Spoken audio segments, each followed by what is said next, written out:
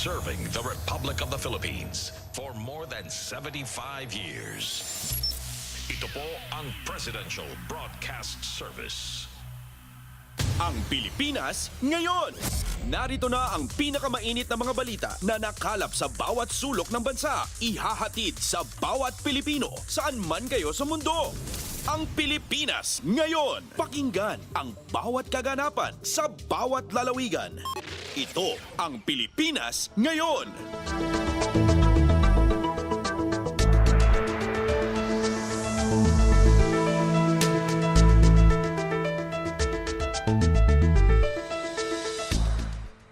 Magandang araw po sa ating mga tagapakinig. Welcome po ulit sa ating programang Ang Pilipinas Ngayon.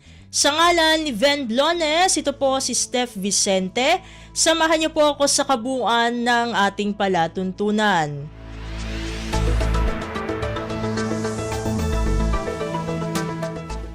Tulad ng dati, mapakikinggan po ang ulat ng ating mga kapatid na himpilan sa probinsya, ang ating mga segmentong balitang negosyo at kalakalan, balitang sports, at balitang artista maging ang ilan sa mga pangunahing balita mula dito sa ating bansa. Yan po sa kabuuan ng ating palatuntunan, ang Pilipinas Ngayon. Kumpleto, detalyadong balitaan, di papahuli sa mahahalagang kaganapan. Kamustahin ang inang bayan, ang Pilipinas Ngayon.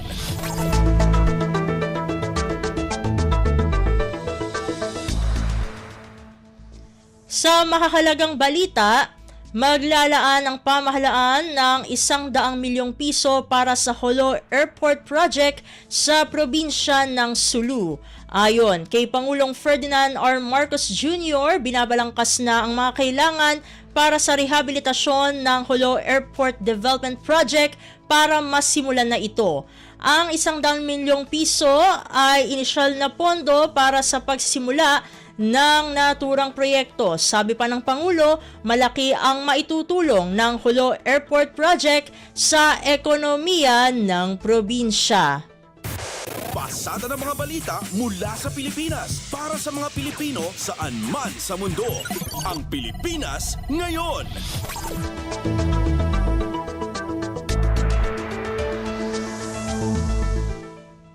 Samantala, kinilala ni Pangulong Ferdinand R. Marcos Jr. ang kagalingan ng mga sundalo sa Sulu para sa matagumpay na pagpapahina sa puwersa ng teroristang Abu Sayyaf doon. Pinasalamatan din sila ni Pangulong Marcos para sa pagsisikap at mga sakripisyo ng mga sundalo upang mabawasan ang mga banta sa naturang probinsya. Gayunpaman, pinaalalahanan ni Pangulong Marcos ang mga sundalo na ipagpatuloy lang ang kanilang determinasyon hanggang sa tuluyang mapulbos ang teroristang grupo. Hinikayat din ng Commander-in-Chief ang militar na panatilihin ang pagiging peacekeeper habang nagmamatiyag sa mga potensyal na banta sa teritoryo ng bansa. Kumpleto, detalyadong balitaan, di papahuli sa mahahalagang kaganapan. Kamustahin ang inang bayan, ang Pilipinas Ngayon.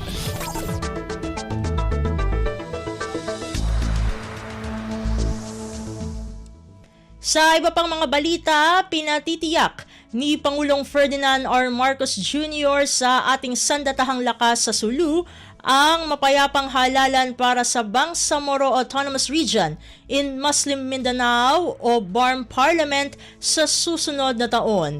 Ayon kay Pangulong Marcos, kailangang siguraduhin ng AFP na hindi makakapasok ang terorismo at political violence sa politika ng BARM. Para sa bansa, ito ang magiging kauna-unahang parliamentary elections na gaganapin para sa BARM.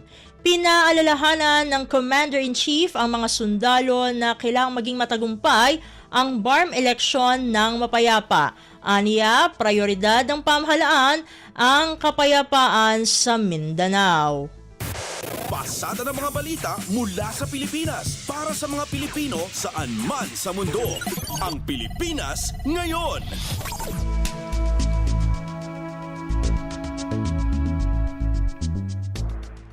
Sa iba pang mga balita, isang China Coast Guard o CCG vessel ang humarang sa dalawang barko ng Philippine Coast Guard o PCG malapit sa Ayungin Shoal sa West Philippine Sea. Base ito sa post ng isang maritime expert na si dating US Air Force official and Defense Attaché Ray Powell. Ayon kay Powell, hinarang ng CCG 5203 ang BRP Cabra at BRP Cape Engano na naglalayag 14 nautical miles east ng Ayungin Shoal. Nakita din sa monitor ang 6 na Chinese maritime militia vessels na pinalilibutan ang mga barko ng PCG. Sinabi rin ni Powell na kapwa nang nagpadala ang dalawang barko ng PCG ng kanilang Automatic Identification Signals o AIS 18 nautical miles south ng Ayungin Shoal. Kumpleto, detalyadong balitaan, di papahuli sa mahahalagang kaganapan. Kamustahin ang inang bayan, ang Pilipinas ngayon.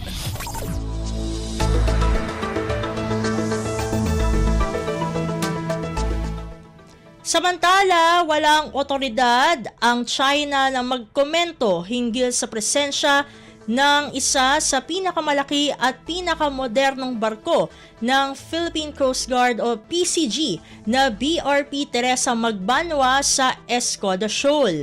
Reaksyon ito ni PCG spokesperson for the West Philippine Sea, Commodore J. Tariela, sa alegasyon ng China na paglalagay ng BRP Teresa Magbanwa bilang panibagong permanenteng outpost ng Pilipinas sa pinag-aagawang karagatan.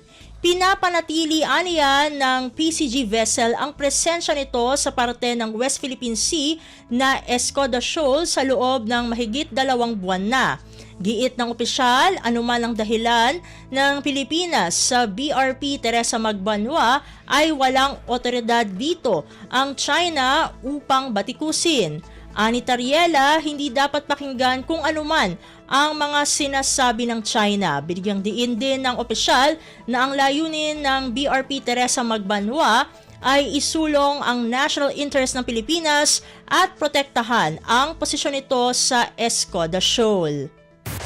Pasada ng mga balita mula sa Pilipinas para sa mga Pilipino saan man sa mundo. Ang Pilipinas ngayon.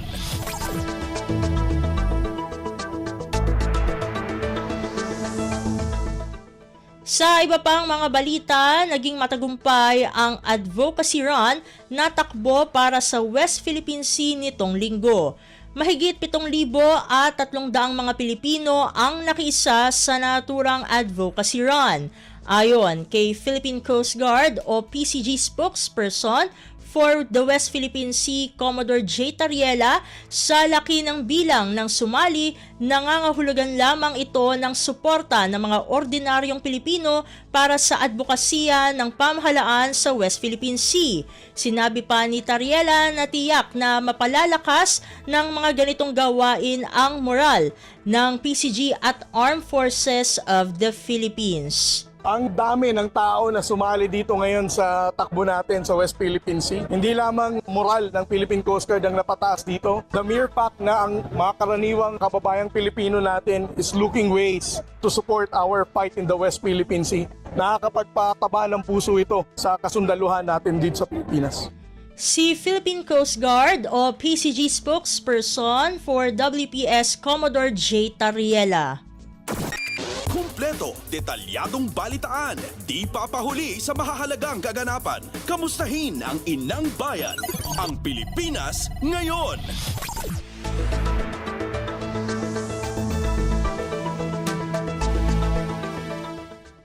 Samantala, unang batch ng Philippine contingent para sa isasagawang Pitch Black Military Exercise 2024 sa Australia, dumating na. Ang detalye ng balita ihahatid naman sa atin ni J. Mark Dagala. Nakarating na sa Darwin, Australia ang unang batch ng Philippine Air Force na lalahok sa prestiyosong Pitch Black Military Exercises 2024. Ayon kay Philippine Air Force spokesperson Colonel Maria Consuelo Castillo, inihatid ng Royal Australian Air Force ang Philippine contingent sakay ng KC-30 aircraft, habang ang mga dala nilang mga kagamitan ay isinakay sa C-130 aircraft ng Royal Australian Air Force, gayon din ang C-295 aircraft ng Philippine Air Force. Inaasahan naman darating ang main contingent sa Darwin anumang araw ngayon linggo o ilang araw bago magsimula ang mismong pagsasanay. Ang Pitch Black 2024 ang pinakamalaking Australian at international military exercise kung saan tampok ngayong taon ang paglahok na nasa 20 bansa kabilang na ang Pilipinas. Magsisimula ito sa Hulyo 12 at tatagal ng 3 linggo o hanggang Agosto 2. Nakapapalooban ng wide range tactical flying at large scale operational collective training activities. Masasaksiyan din dito ang paglahok ng mga FA-50 fighter jet ng Philippine Air Force na siyang kauna-unahan para sa Pilipinas sa paglahok nito sa isang international exercise. J. Mark Dagala, Radyo Pilipinas. Pasada ng mga balita mula sa Pilipinas para sa mga Pilipino saan man sa mundo. Ang Pilipinas ngayon.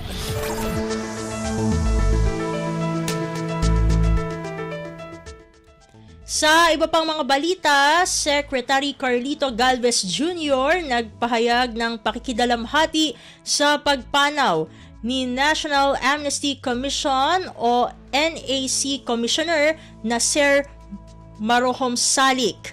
Ang kabuang ulat ihahatid sa atin ni Leo Sarne. Nagpahayag ng pakikidalamhati si Presidential Peace Advisor Secretary Carlito Galvez Jr. at buong Office of the Presidential Advisor for Peace, Reconciliation and Unity o PAPRU sa pagpanaw ni National Amnesty Commission Commissioner Nasser Marahom Salik. Sa isang statement, ipinabot ni Secretary Galvez ang kanyang pakikiramay sa pamilya ni Commissioner Marahom Salik, mga kaibigan at lahat ng naging bahagi ng buhay ng opisyal. Sinabi ni Galvez na bilang National Amnesty Commission Commissioner, ibinandera ni Marahom Salik ang kahalagahan ng amnesty program ng pamahalaan sa pagsulong ng kapayapaan sa bansa. Ayon kay Galvez, sa kabila ng pagkawala ni Marahom Salik ay nakakintal pa rin sa isipan at puso ng lahat ng kanyang nakatrabaho ang kanyang malaking kontribusyon sa kapayapaan. Ito si Leo Sarne para sa Radyo Pilipinas. Kumpleto, detalyadong balitaan, di papahuli sa mahahalagang kaganapan. Kamustahin ang inang bayan, ang Pilipinas ngayon.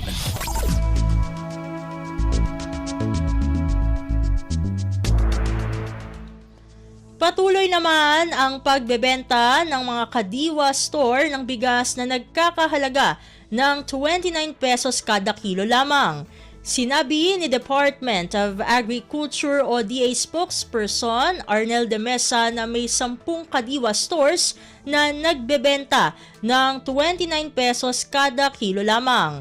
Ito ay para sa mga 4-piece beneficiaries, mga persons with disability, pati na rin sa solo parents. Nanggaling aniya ang bigas sa National Food Authority o NFA na nabili mula sa mga magsasaka. Sinabi ni De Mesa na may sapat na supply sa ngayon ang NFA maliban sa mga inilalaan para sa kalamidad. Magtutuloy-tuloy ito at nasahan natin na mas tatagal pa. Sa ngayon ay 3 days in a week tayo na nagbebenta, Fridays, Saturdays, and Sundays. At ay naasahan natin sa mga susunod na linggo ay isasama na natin ang Merkules at Huwebes. Sinabi rin ni De Mesa na maliban sa ibinebenta para sa mga mahihirap na pamilya, magkakaroon na rin ng Rice for All na ibebenta para sa lahat. Magiging mas mura ang presyo nito kumpara sa mga ibinebenta sa palengke. Ibebenta na rin ito sa kadiwa kabilang ang mga murang gulay. Itong Rice for All ay nandun din sa mga kadiwa sites natin ilalagay. Yung mga bumibili na miyembro ng mga 4P senior PWDs at saka solo parents, may option sila na dito sa 29 at saka doon sa Rice for All. Itong Rice for All ay open nga para sa lahat. Yan ang tinig ni Department of Agriculture o DA spokesperson, Assistant Secretary Arnel de Mesa. Pasada ng mga balita mula sa Pilipinas para sa mga Pilipino saan man sa mundo. Ang Pilipinas ngayon.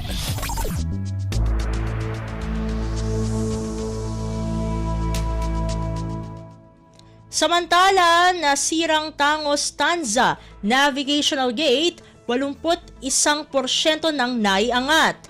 Ang detalye ng balita ihahatid sa atin ni Mary Ann Bastasa. Patuloy pa rin ang ginagawang pagkukumpuni sa nasirang Tangos Tanza Navigational Gate sa Navotas na nagdudulot ng pagbaha sa ilang barangay hanggang sa Malabon. Ayon sa pamahalang lungsod ng Navotas, naiangat na ito ng 81%, gayon man na hindi pa ito tuluyang maisara. Kaugnay niya, nag-deploy na rin ng LGU ng mga diver para sisirin ang apektadong site at tukuyin kung ano ang nakabara sa Navigational Gate at ang dahilan kung bakit hindi ito maitaas na 100%. Tuloy-tuloy naman anya ang pakikipag-ugnayan ng pamahalang lungsod sa MMDA at gayon din sa DPWH para sa agarang pagsasaayos ng Tangos Tanza Navigational Gate. Ito si Mary Ann Bastasa para sa Radyo Pilipinas. Kumpleto, detalyadong balitaan, di papahuli sa mahahalagang kaganapan. Kamustahin ang inang bayan, ang Pilipinas ngayon.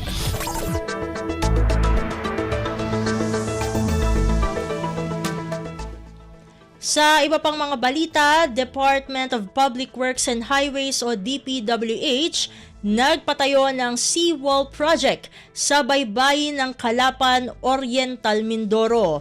Ang kabuang ulat ihahatid naman sa atin ni Charmaine Cristobal ng RP3 Alert.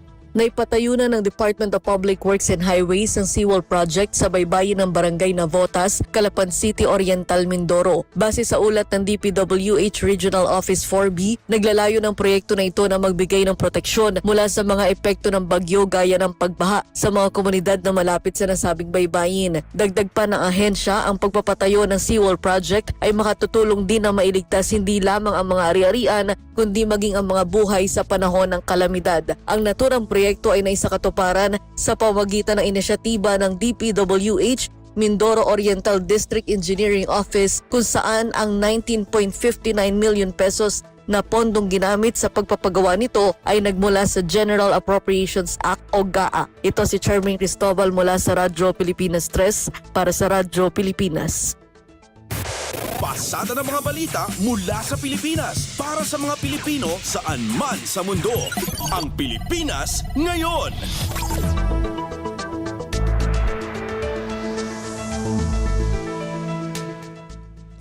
Sa balitang Senado, issue ng pagkakaroon ng mga irregular na birth certificate kukwestiyonin ni Senate President Francis Cheese Escudero sa budget deliberations ng Philippine Statistics Authority o PSA. Ang detalye ng balita ihahatid sa atin ni Nympha Asuncion. Plano ni Senate President Cheese Escudero na questionin ng Philippine Statistics Authority o PSA kaugnay sa mga naglalabasang mga irregular na birth certificate na nagiging batayan na din ng iba pang legal na dokumento sa bansa. May kaugnayan ito sa lumabas na irregular na birth certificate ni Bambantarlac Mayor Alice Guo na nagamit pa niya sa pagkuha ng Philippine passport at pagtakbo bilang alkalde. Ayon kay Escudero, pagdating sa budget deliberations ng ahensya ay tatanungin niya ang PSA kaugnay ng mga isyong ito. Iginit ng Senate leader na ang tanong ay paano nangyari, ilang beses nangyari at gaano kadalas at saan sila nagkamali. Anya, hindi ito ang unang pagkakataon na mayroong mga irregular na birth certificate. Idinagdag rin ni Escudero na dapat matukoy kung may katiwalian o kapalpakang nangyari sa ahensya kaya nagkaroon ng mga irregular na birth certificates. Mula Senado, ito si Nympha Asuncion para sa Radyo Pilipinas. Kumpleto, detalyadong balitaan, di papahuli sa mahahalagang kaganapan. Kamustahin ang inang bayan, ang Pilipinas ngayon.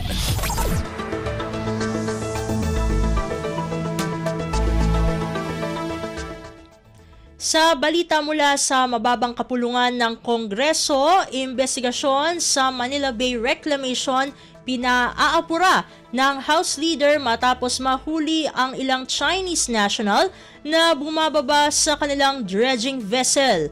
Ang kabuang ulat ihahatid naman sa atin ni Kathleen Forbes. Nanawagan ngayon si House Deputy Majority Leader at ACT-CIS Party List Representative Erwin Tulfo sa Kamara na tutukan ng pagdinig hinggil sa mga reclamation project sa Manila Bay. Ito'y matapos maaresto ng Bureau of Immigration ang siyam na Chinese national sa Pasay City na bumaba sa kanilang dredging vessel noong nakaraang linggo. Matatandaan na naghain si Tulfo ng isang resolusyon para imbestigahan ang Manila Bay Reclamation dahil sa banta sa national security matapos mapag-alaman na ang mga gumagawa sa reclamation ng Manila Bay ay pawang mga Chinese national at bumababa sa barko at nag-iikot sa Metro Manila sa kabila ng kawalan ng visa. Una nang pinuna ng US Embassy ang Manila Bay Reclamation dahil sa isang Chinese company na kabilang sa reclamation project ay ang kumpanya ang responsable din sa pagtatayo ng mga air at naval bases sa West Philippine Sea. Paalala ni Tulfo na kailangan ng gumulong ang pagdinig para sa seguridad ng bansa. Ito si Kathleen Forbes para sa Radyo Pilipinas. Pasada ng mga balita mula sa Pilipinas para sa mga Pilipino saan man sa mundo. Ang Pilipinas ngayon.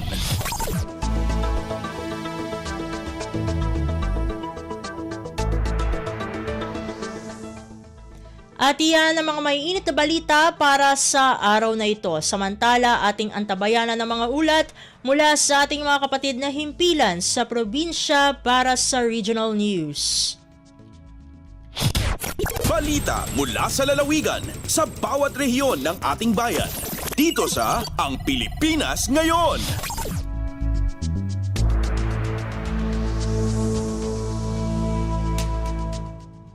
Narito na ang bugso ng ating mga regional news. Dumako muna tayo sa rehiyon ng Luzon. 8 proyekto sa ilalim ng Kalahi Seeds Program ipinasakamay ng Department of Social Welfare and Development o DSWD Region 2 sa lalawigan ng Isabela. Narito ang buong balita na ihahatid sa atin ni April Racho mula sa Tuguegarao.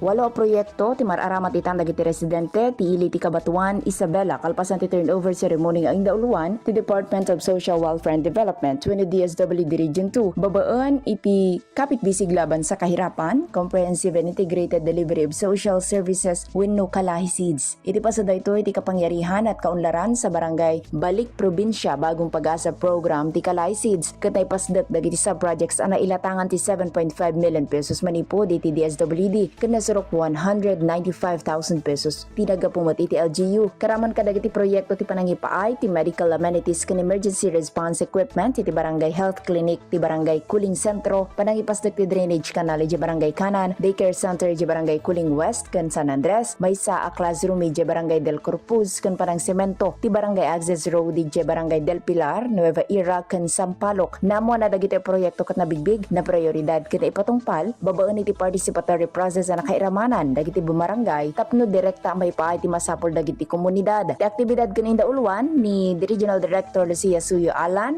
ken dagiti opisyal ti Kabatuan LGU. Dayta ti damag manipod Radyo Pilipinas Tuguegarao dayta ni April sa Lucon Racho para iti Radyo Pilipinas World Service. Balita mula sa lalawigan sa bawat rehiyon ng ating bayan.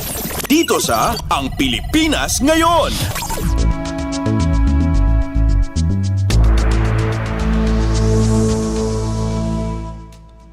Inyong napakinggan ang ulat ni April Racho mula sa Tuguegarao.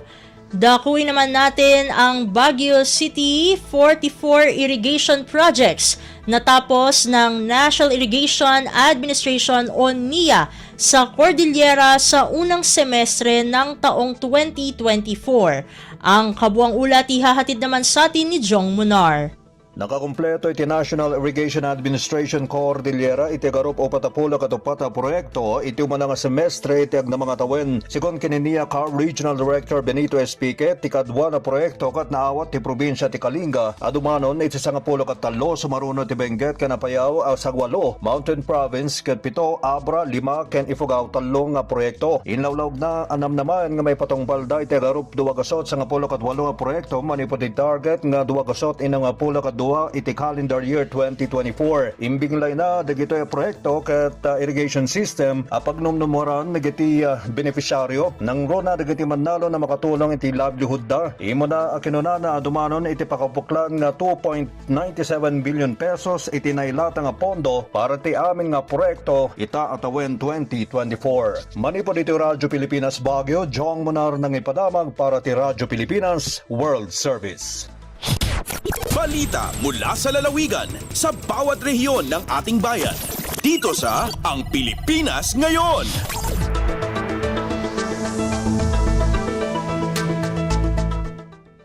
Inyong napakinggan ang ulat ni Jong Munar mula sa Baguio City. Dumako naman tayo sa Virac.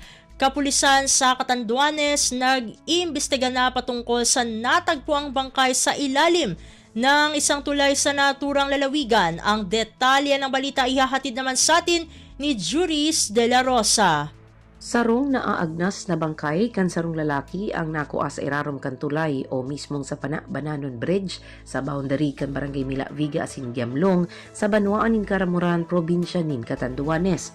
Nakuha ang bangkay na nakagapos ang mga kamot asin bitis habang nakapatusman nin packing tape ang payo kaini.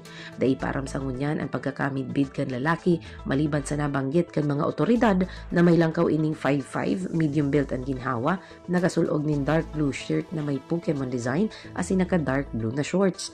Inireport ini kasudma kan kapitan nin Barangay Mila Viga matapos na enot na matunton kan mga kaakian na lalaki dahil sa nag-aalingasaw ng mabata na hangop sa lugar. Nagtutubod ang mga opisyal kan mga barangay na bako nindang residente sa saindang mga lugar ang nako ang bangkay. Mientras tanto pinag-turnover ini sa MDRRMO Karamuran asin tulos man ining piglubong sa sementeryo kan Barangay Inalmasinan. Nagpapadagos man ngunyan ang investigasyon kan kapulisan para sa identifikasyon kan lalaki asin ang posibleng suspek sa pagkagadan kaini. Halivera Catanduanes, ako si Juris de la Rosa para sa Radyo Pilipinas World Service. Balita mula sa lalawigan sa bawat rehiyon ng ating bayan. Dito sa Ang Pilipinas Ngayon.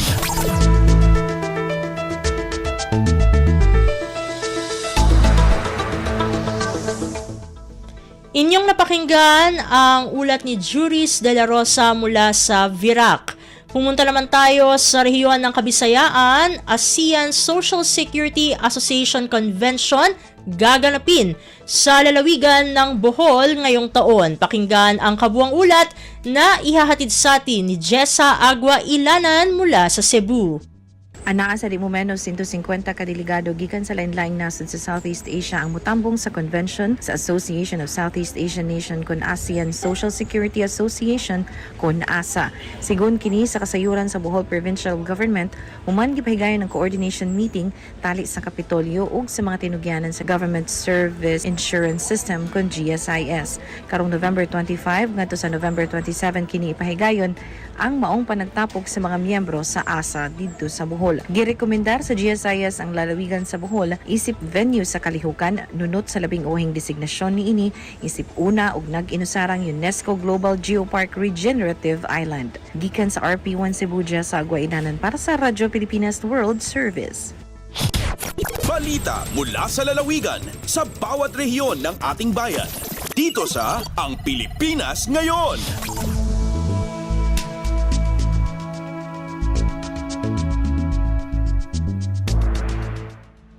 Inyong napakinggan ang ulat ni Jessa Agua Ilanan mula sa Cebu. Puntahan naman natin ang Iloilo. Day visitors ng Bayan ng Libertad sa Antique lagpas na sa target ayon sa Tourism Office. Narito si Hope Torrechante para sa detalye ng balita. Wala pa man nagtakop ang tuig 2024, naglapaw na sa target ang nagainabot nga turista sa Banwa sang Libertad sa probinsya sang Antique. Suno kay Mr. Galahad Garcia, Tourism Officer sang Libertad LGU, masobra na sa 222,084 ang day visitors sang Banwa sa una nga tunga sang tuig 2024. Mas mataas ang masobra 30 kapilo gikan sa 6,000 lang nga ginset nga target sang Tourism Office sini nga tuig. Wala pa nalakip diri ang overnight stays nga naglabot naman sa masobra 4,000 gikan sa 1,500 lamang nga target sini nga tuig.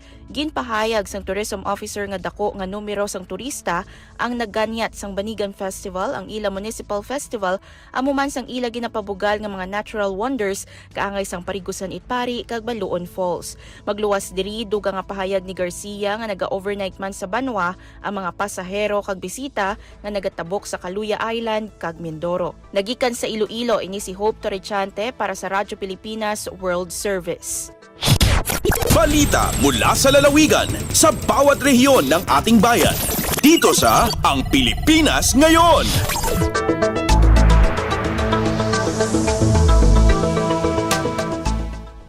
Inyong napakinggan ang ulat ni Hope Torrechante mula sa Iloilo. Dumako na tayo sa rehiyon ng Mindanao. Davao City Government inatasan ang lahat ng barangay sa lungsod na bumuo ng Barangay Mosquito-Borne Diseases Task Force. Ang kabuang ulat ihahatid sa atin ni Maymay Benedicto mula sa Davao.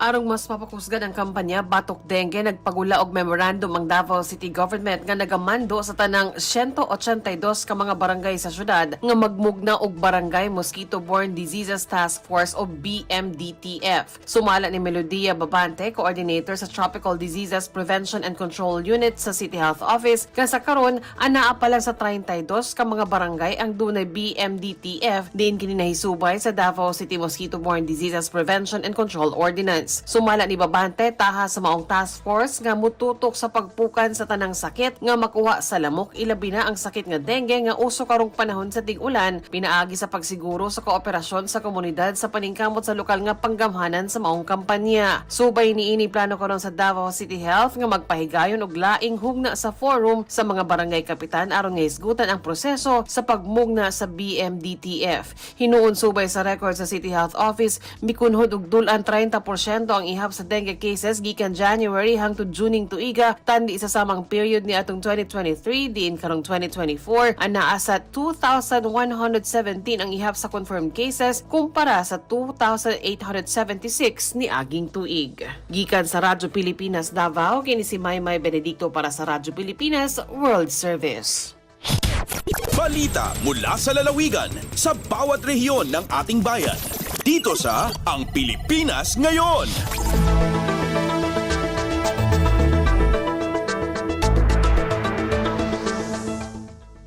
Inyong napakinggan ang ulat ni Maymay Benedicto mula sa Davao. Puntahan naman natin ang Butuan.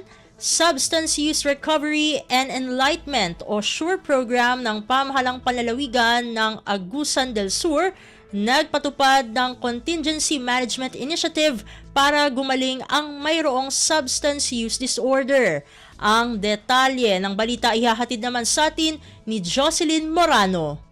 Kagamhan ng probinsyal sa Agusan del Sur, komitadong matabangan og mabago ang kinabuhi sa dunay substance use disorder o SUD. Usa sa mga hagit mo ang kapakya sa pagkumpleto sa 90 ka adlong pagtambong sa Substance Use Recovery and Enlightenment SURE program sa mga dunay SUD. Dinhi nakaistratehiya ang kagamhan ng probinsyal sa epektibong pamaagi pinaagi sa gitawag og Contingency Management Initiative, usa ka innovative og evidence-based approach para matabangan ang individual mamaayo og di na mamahimong drug dependent. Ang mga primary care o aftercare clients sa tagag stamps sa matag mapakita nining good behavior. Apil na dinhi ang walay absent nga pagtambong sa SURE program o walay putol nga treatment. Sa higayon maangkon ang 25 stamps. Bugtian kining essential goods sama sa bugas, noodles o canned goods. Ang rewarding recovery gamit ang Contingency Management Initiative sa SURE program nakitaan karon sa positibong resulta. Mula sa RP Butuan, ako si Jocelyn Morano para sa Radyo Pilipinas World Service.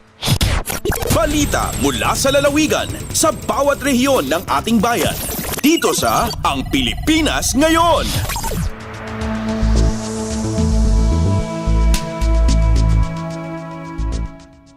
Inyong napakinggan ang ulat ni Jocelyn Morano mula sa Butuan. Dakuin naman natin ang Iligan. Iligan City Disaster Risk Reduction and Management Office nagbigay abiso sa mga residente sa lungsod na maging alerto dulot ng sama ng panahon. Ang kabuang ulat ihahatid naman sa atin ni Alwidad Bashir.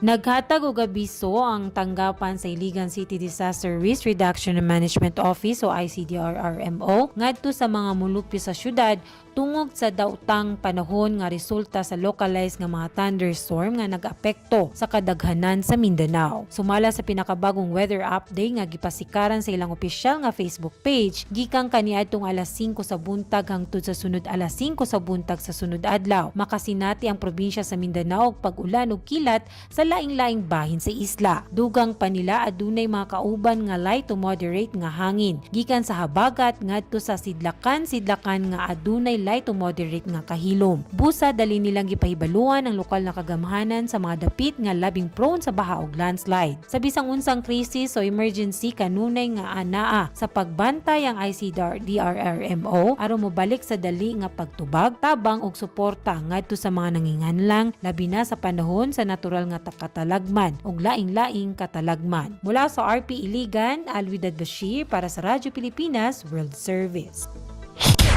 Balita mula sa lalawigan sa bawat rehiyon ng ating bayan. Dito sa Ang Pilipinas Ngayon.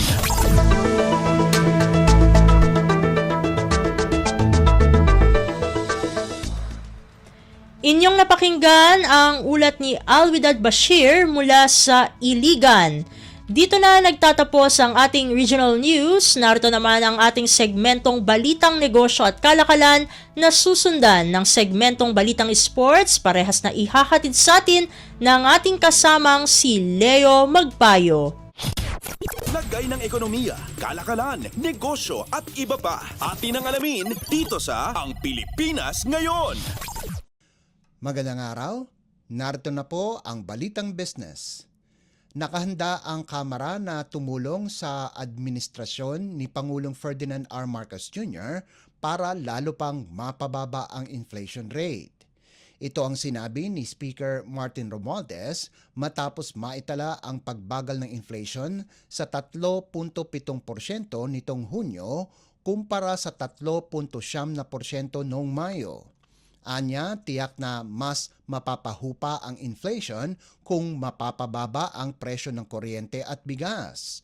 Kaya naman ani Romualdez, tinitignan nila ang posibleng iamyenda sa Electric Power Industry Reform Act o EPIRA para maibaba ang presyo ng kuryente. Target ng kapulangan na maaprobahan ang panukalang amyenda sa EPIRA na isa sa Legislative Executive Development Advisory Council o LEDAC priority measures bago ang Christmas break. Magsasagawa rin anya ng inquiry hinggil sa energy situation sa bansa.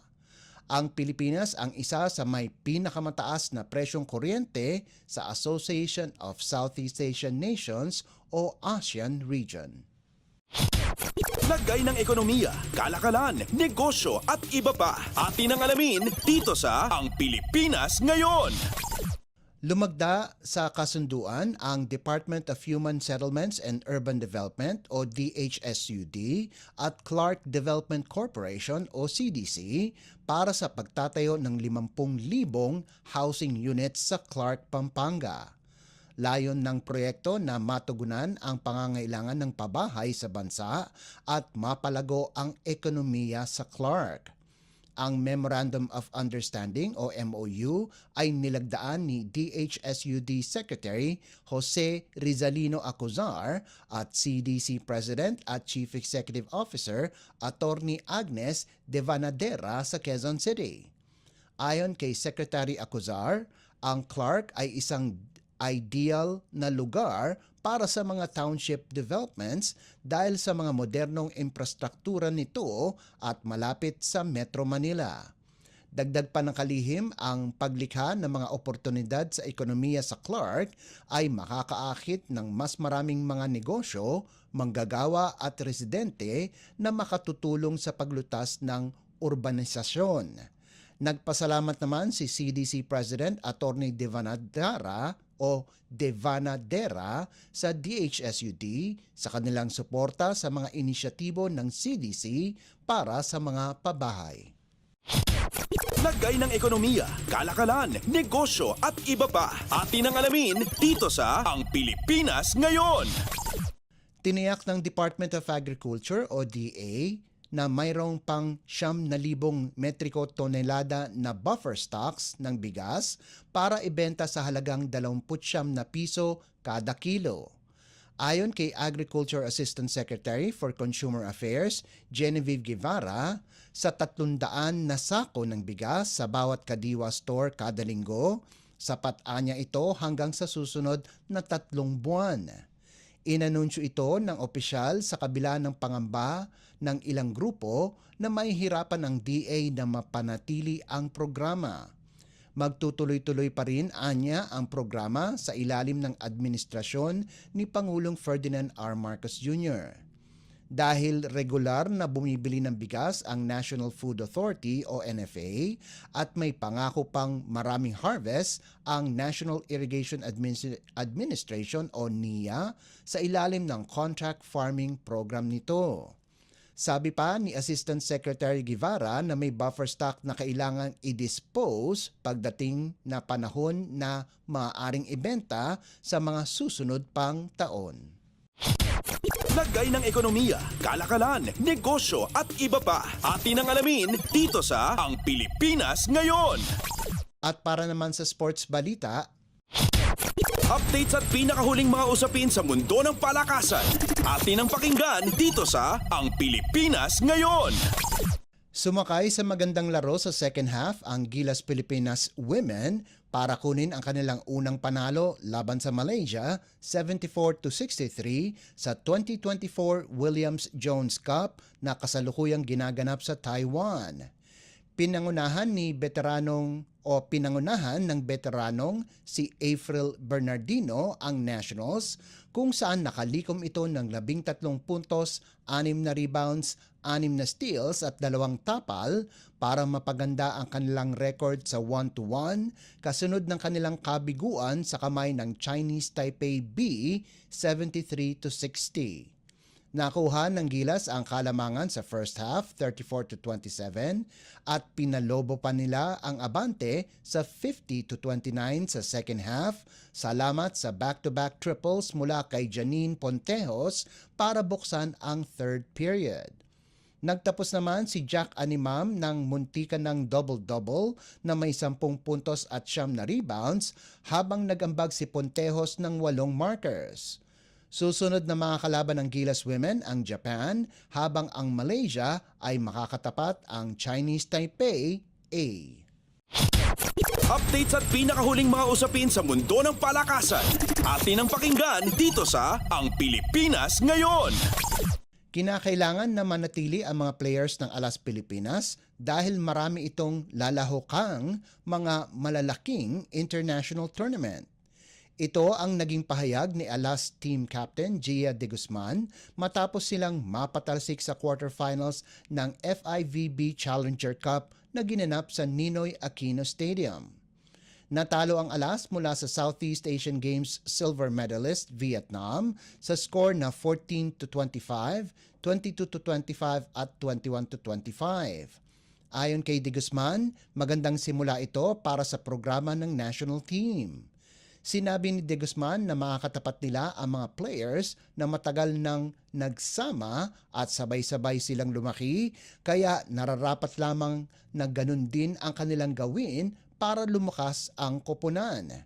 Dagdag ni De Guzman na hindi magiging hadlang ang kabiguan nila dahil magiging inspirasyon pa ito upang mas lalong lumakas sa mga susunod na events.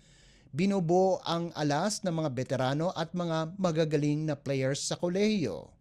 Nangunguna na sa listahan si Cici Rondina kasama sina college stars Angel Canino, Belia Belen at Eliza Solomon. Si Brazilian mentor Jorge Souza de Brito ang nagmamando ng Alas kung saan nakuha nito ang bronze medal sa AVC Challenge Cup noong Mayo.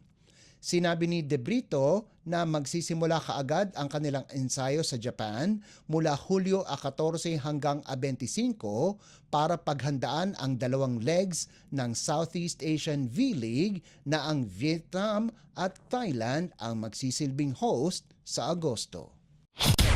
Updates at pinakahuling mga usapin sa mundo ng palakasan. Atin ang pakinggan dito sa Ang Pilipinas Ngayon. Kinuha ng koponan ng Farm Fresh sa Premier Volleyball League o PVL si Shota Sato bilang kanilang bagong head coach simula nitong darating na reinforced conference. Parte si Sato ng coaching staff ng Farm Fresh bilang isa sa mga assistant ni dating head coach Jerry Yee na ngayon ay magmamando na ng koponan ng Zeus Coffee. Isa rin sa mga deputies ng Kurashiki Ablaze si Sato na nanalo noong 2023 Invitational Conference title. Samantala, inanunsyo naman ng Foxies na kinuha nila ang serbisyo ni Yenny Morillo bilang kanilang reinforcement. Ang 6'1" outside hitter na si Morillo na nagmumula ng Andalusia, Colombia ay nagkaroon ng pagkakataon na maglaro sa mga koponan sa Czechia, Cyprus, France at Greece. Inaasahan ng Farm Fresh na mapapaganda nila ang kanilang pagtatapos sa team standings pagkatapos ang malamyang pagtatapos nitong nakaraang season kung saan nasa ika-9 na pwesto sila, tangan ang 3 panalo at 8 talo sa All-Filipino Conference. Updates at pinakahuling mga usapin sa mundo ng palakasan. Atin ang pakinggan dito sa Ang Pilipinas Ngayon. At yan ang pinakahuling balita sa larangan ng palakasan. Para sa Radyo Pilipinas World Service, ito po si Leo Magpayo. Magandang araw. Updates at pinakahuling mga usapin sa mundo ng palakasan. Atin ang pakinggan dito sa Ang Pilipinas Ngayon.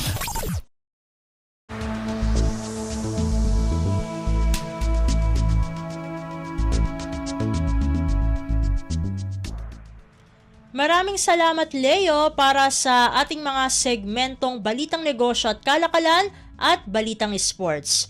Para naman sa ating mga kachismis, narito na ang ating segmentong Balitang Artista kasama ang nag-iisang si Mama JT. Ang latest, ang hottest sa showbiz and entertainment. Heto na sa Ang Pilipinas Ngayon.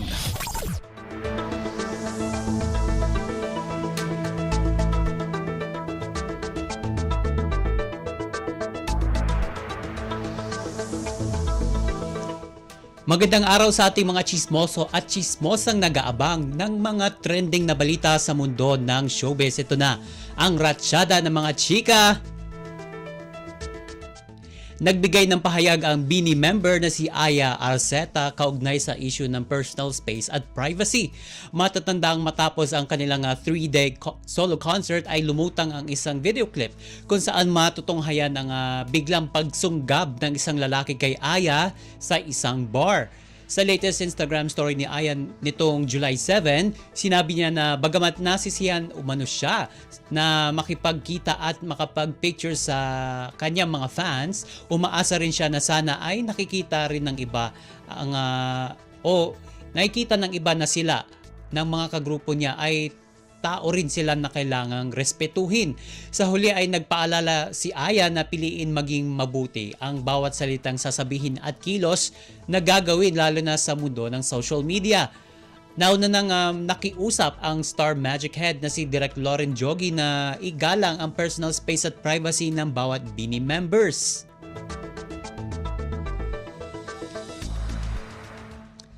Sa iba pa natin chika for today, nagsalita na ang Pinoy Big Brother host na si Melay Cantiveros Francisco kaugnay sa issue ng panloloko umano sa kanya ng mister niyang si Jason Francisco. Sa latest episode kasi ng vlog ng broadcast journalist na si Bernadette Sembrano nitong July 6, inusisa niya si Melay kung totoo nga ba ang issue na nanloloko sa kanya.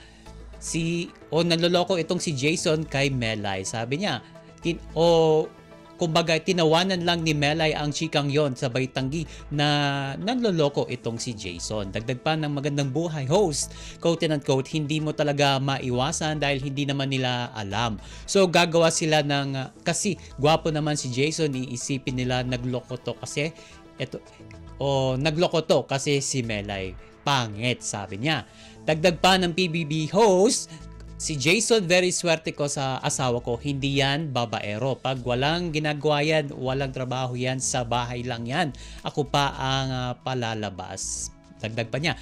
Gayun man, nilinaw ni Melay na maaaring magbago ang lahat. Maaaring dumating ang panahon na magloko itong si Jason. Pero sa ngayon ay masasabi niyang the best ang kanyang asawa. Kaya ang hiling ni Melay gabayan sana si Jason ng Panginoon para iiwas daw ito sa anumang uri ng tukso.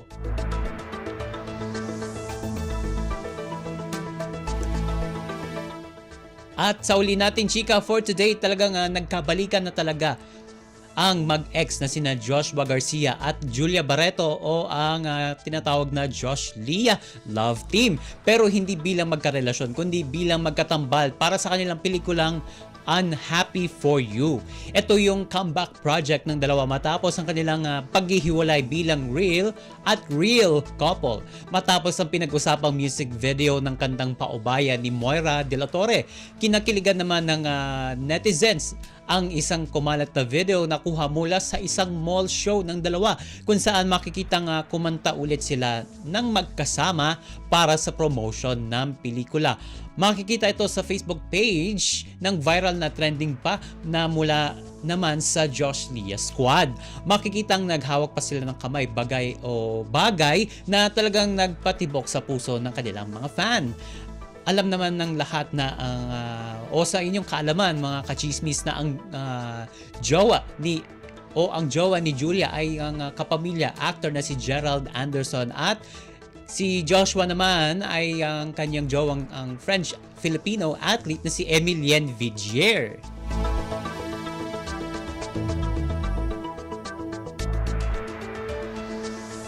At wala na tayong oras para sa ating balitang artista. Maraming salamat mga kachismis sa pakikinig sa aking mga chika for today. Ako po si Mama JT para sa Radyo Pilipinas World Service.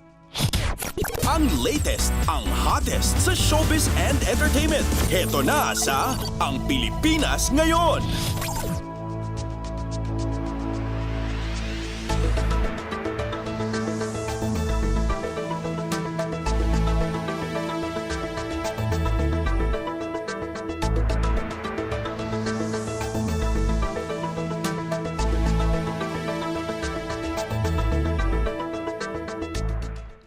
At yan ang naging kabuuan ng ating programa para sa araw na ito. Samantala, magpapasalamat muna tayo sa ating mga nakasama sa ating transmitter site sa Tinang, sa studio. Kasama natin sina Milo Jonella, Susan Aison at Anthony Pimentel. Pinasasalamatan din natin ang ating executive producer para sa araw na ito na si Jerome Toledo. Salamat din sa mga naghatid ng mga ulat mula sa Kamaynilaan at mga probinsya, pati na rin ang naghatid sa atin ng mga segmentong Balitang Negosyo at Kalakalan at Balitang Sports na si Leo Magpayo at ng segmentong Balitang Artista na si Mama JT. At syempre, maraming salamat sa ating station manager na si Mr. Ray Sampang. Maraming salamat po hanggang sa susunod na edisyon ng ating palatuntunan. Huwag kalimutang mag-like, mag-follow at mag-subscribe na sa mga social media account o page ng Radyo Pilipinas World Service upang maging laging updated sa mga mahahalagang balita. Sa ngalan ni Ven Blones, ito po si Steph Vicente. Mabuhay po tayong mga Pilipino. At yan ang Pilipinas Ngayon. Muling samahan si Ben Blones sa parehong oras at alamin ang pinakahuling mga kaganapan at balita saan man kayo naroon. Ang Pilipinas Ngayon!